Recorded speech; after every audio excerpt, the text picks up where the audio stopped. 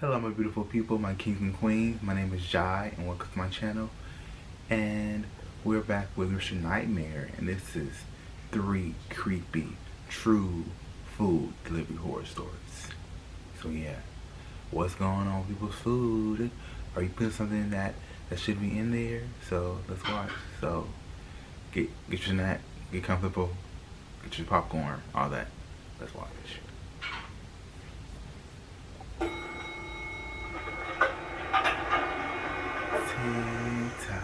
Before getting into today's stories, I want to thank Fume for sponsoring this video.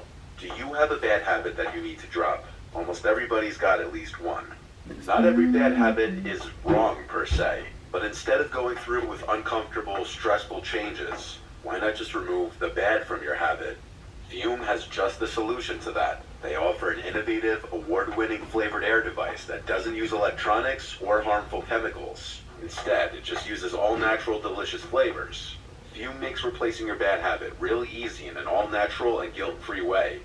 Base was launched in January. It's a weighted stand to rest your Fume on when not in use, with a magnet inside that keeps your Fume attached. The Fume, an orange card, but 150,000. Join today. Use code NIGHT. Story number 1. It was supposed to be one of, if not the last delivery of the night for me. I was working at this pizzeria called Leonardo's. One of my bosses, Frank, was on the night shift with me. He would choose who does what delivery. We got an order for a couple regular pizzas. He gave me a piece of paper with the address on it and the person's phone number.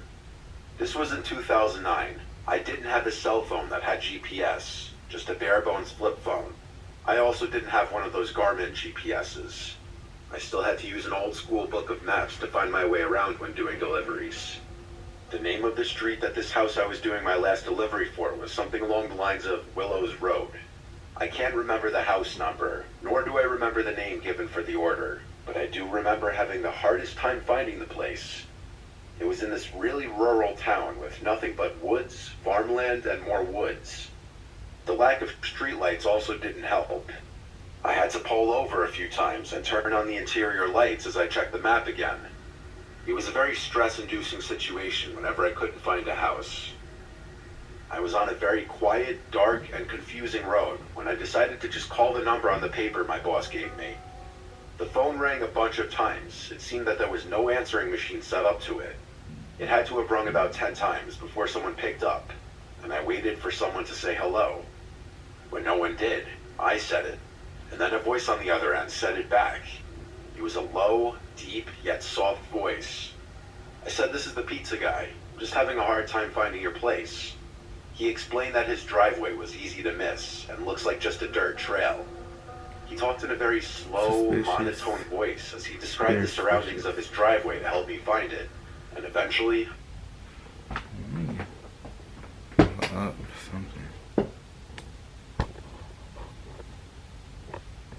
I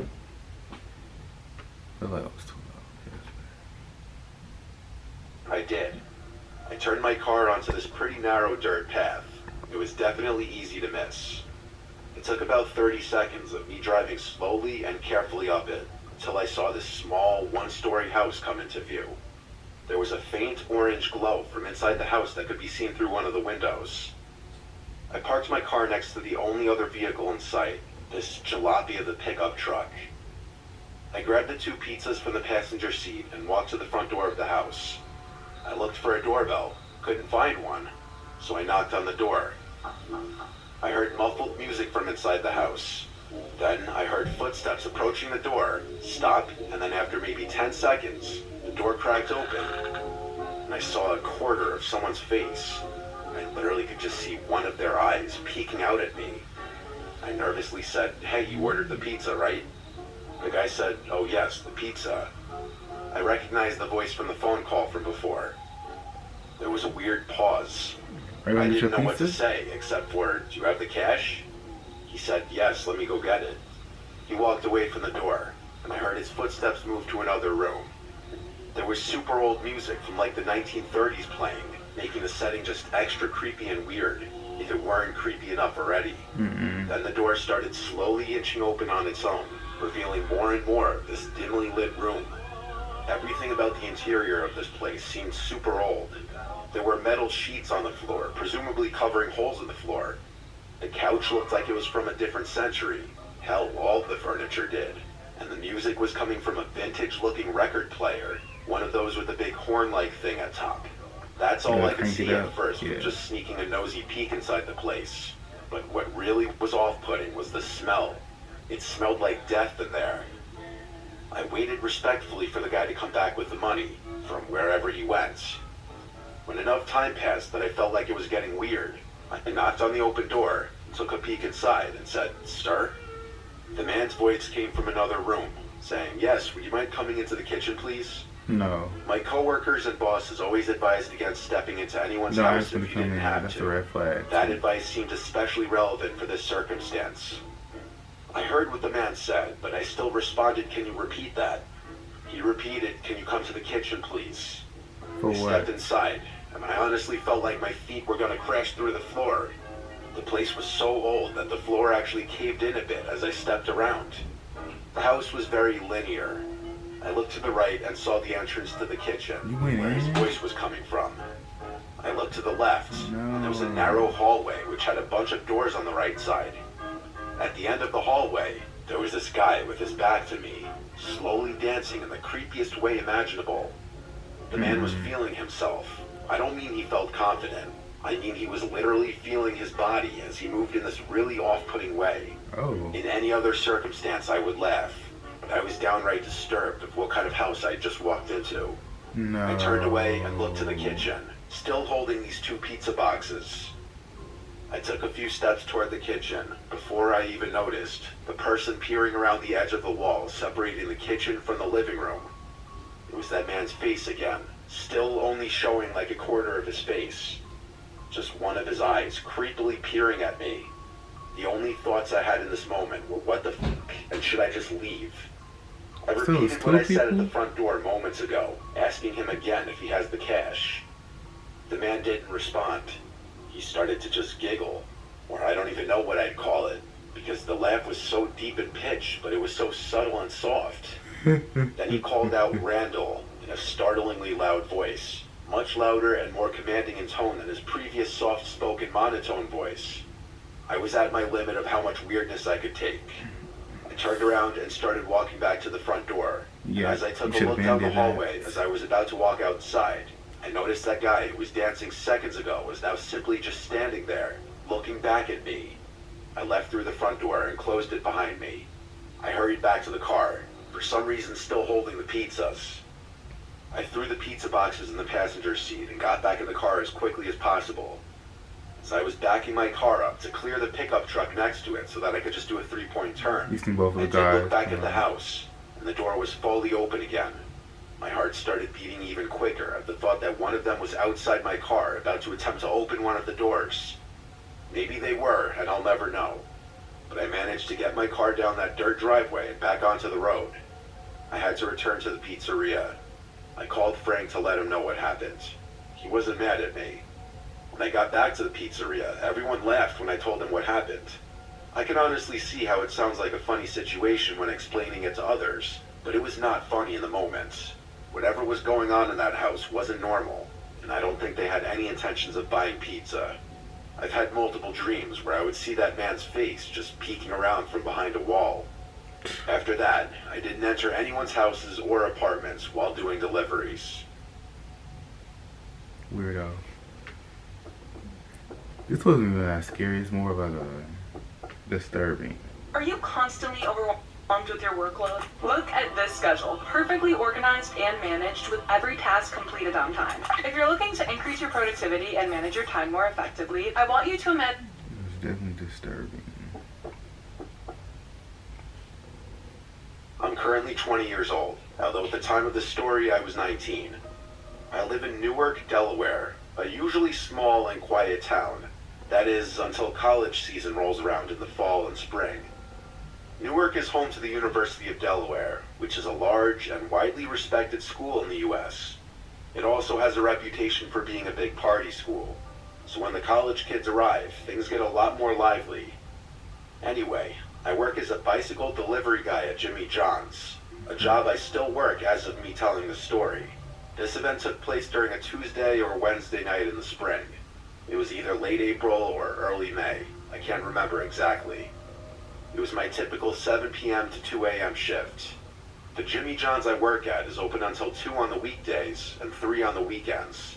This means we're one of the few places still open in town aside from the bars, so a lot of drunk college kids storm the place wanting to order. Needless to say, it gets pretty hectic. Deliveries would pop up like crazy too, which did get very annoying, but it meant a lot of tips, so I always put up with it. This was my last night working the shift, and just as 2 a.m. was about to roll around, one last delivery came in, and I was next in line to take it. This annoyed me as I just wanted to end my shift and go home to get some sleep. I sucked it up and took the delivery since I didn't have a choice. I knew the street by heart and knew where to go immediately. I should mention the reason we do bicycle deliveries is because the roads tend to be busy sometimes during college season, so using bicycles sometimes allows us to do deliveries faster. I rode my bike as fast as I could to the house in less than 10 minutes. I knocked on the door loudly, but there was no answer. I knocked again, louder this time. Still nothing. I became a little pissed when I remembered if someone didn't come out, I'd have to take the order back to the store, meaning this delivery would seriously be wasting my time. I called the number on the receipt, but no one answered. I was getting ready to call the store when I first heard it. Rustling sounds coming from some bushes directly across the street from me. I figured it was probably the wind, but decided to look anyway. When I did, I felt my stomach drop as a strong sense of dread flowed through me. I saw the dark figure of a person directly across the street from me in someone's yard, crouched behind a few bushes. And even though I couldn't make out any facial features, I knew that he or she, though I figured it was a he, was looking right at me. Weird. My heart was racing, but it didn't seem like he noticed that I noticed him. I pretended to not notice him and knocked loudly on the door again. Still, there was no answer. I began to grow more and more panicked, wondering whether or not this could be a trap. I did a quick glance, and the person was still crouched behind the bushes, watching me. I just wanted to get the hell out of there, so I decided to just continuously knock on the door as loud as possible until someone answered. It felt like hours that I was knocking, but eventually someone stumbled out from one of the rooms and sluggishly answered the door, sounding pissed. When I told him about the order, he told me that he didn't order, so that it was probably his roommate instead. To my misfortune, the person who actually ordered was upstairs in his room, passed out drunk. How he could have passed out so quickly after he ordered is still beyond me. That's what I'm saying. The guy went upstairs to try and get him. Not even a minute after he went upstairs, I suddenly heard more rustling and did a quick glance back. When I did, I noticed the man had moved a little closer, probably to get a better view of me. I could tell he was still watching me. My fear intensified. I almost wanted to come inside to get away from the man watching me, but I figured he'd steal my bike, meaning I couldn't do my job anymore. Plus, I didn't know if this person was armed and if he would actually try something if I went inside, which would put the two of them in harm's way. Luckily, he was only upstairs for a minute. He said his roommate's door was locked and that he wouldn't answer the door when he knocked. At this point, I really wanted to get out of there, so I told him he could sign for his roommate's order. Yeah. He hesitated at first since there wasn't a tip charged to the order, but a tip was the last thing I was thinking about at this point. Online, right? I insisted over and over, and eventually he signed for his roommate. I handed it to him and gave him a quick thank you. When he shut the door, I hurried to my bike and hopped on, ready to get the hell out of there. But just as I put the kickstand up, I heard the man suddenly lunge out from behind the bushes. I quickly turned to my left and saw that man was now dashing towards me. I was able to see he was wearing what looked like jeans, boots, and a black hoodie with the hood over his head, and what I think was some sort of mask on his face, as I could only see his eyes.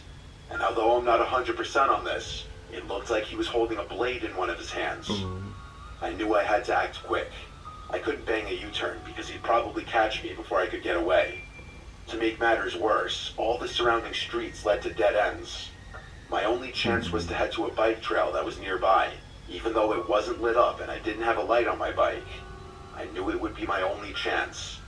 I pedaled faster than I ever had before onto the pitch-black trail and rode it, all while looking out for shadows and listening for footsteps.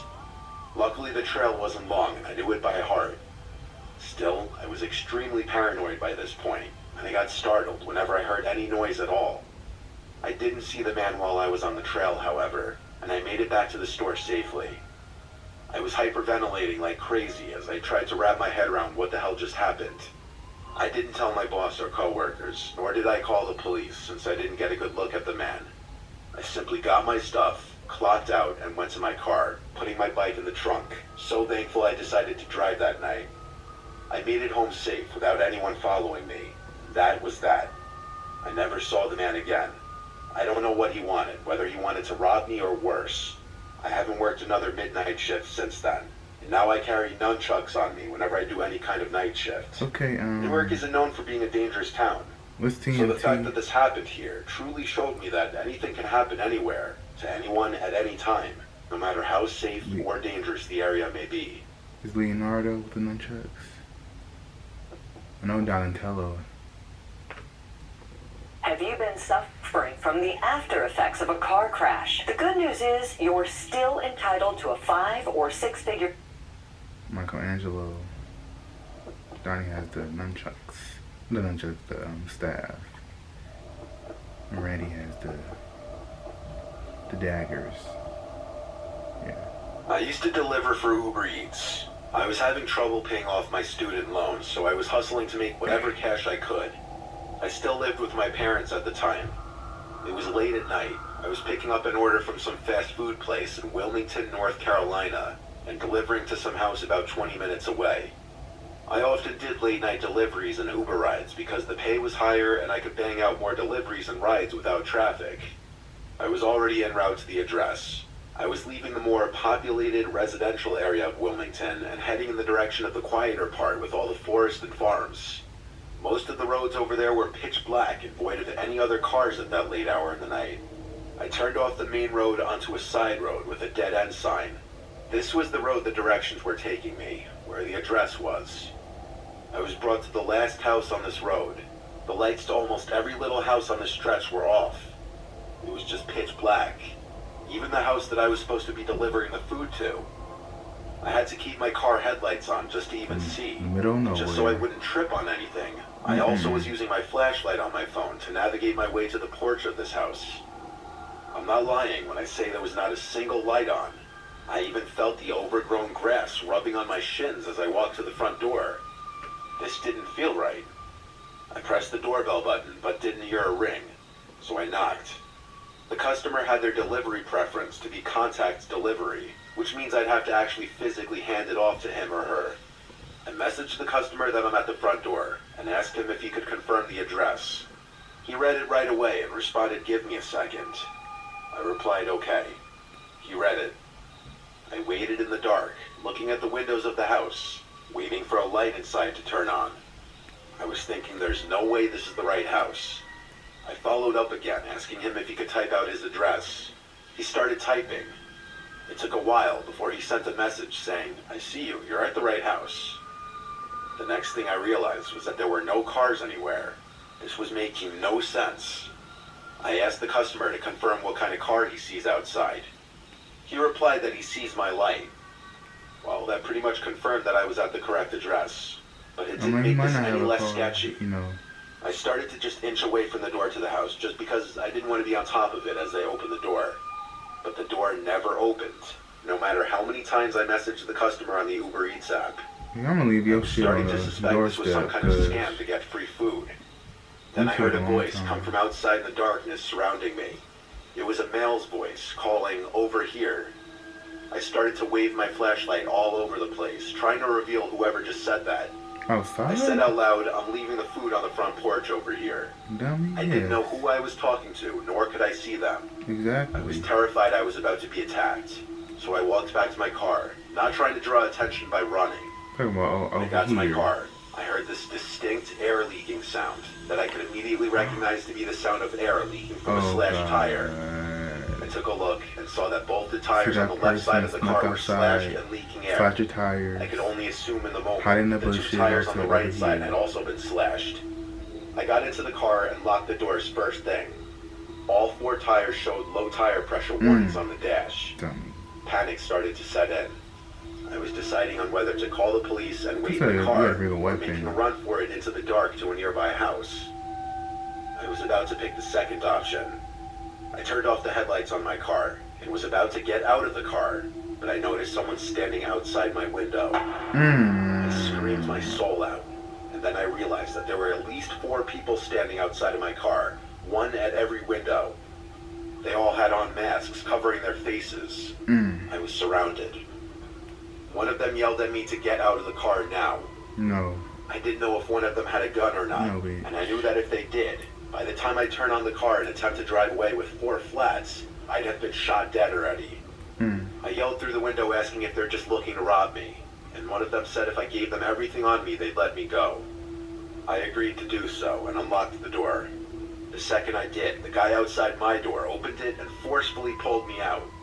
At this point, I was beaten and kicked by at least 3 of the guys. They grabbed everything off of me. They did My all this for smartwatch, what? my shoes, my wallet, my phone, and even some things out of my glove compartment in my car. I was left on the ground as however many men there actually were ran away into the darkness. Gone, I was 911. alone. I blacked out from here, and the next thing I remember is waking up probably half an hour later, still laying on the grass next to my car. They'd stolen even my keys. I managed to get up and navigate myself to the nearest source of light I could find in the distance, which was a small house all the way up the street closer to the main road. I rang the bell a few times until someone answered through the closed door. I said I'd been injured and robbed and need to use a phone. Luckily, the woman was willing to help and allowed me to use a phone to call the police and then to call roadside assistance to have my car towed. Lastly, I called my dad. After police showed up, I was taken back to my car and they did a short investigation and took as much information as I could give them. After my car was towed away, my dad came to pick me up and bring me home. We left after my car was towed away.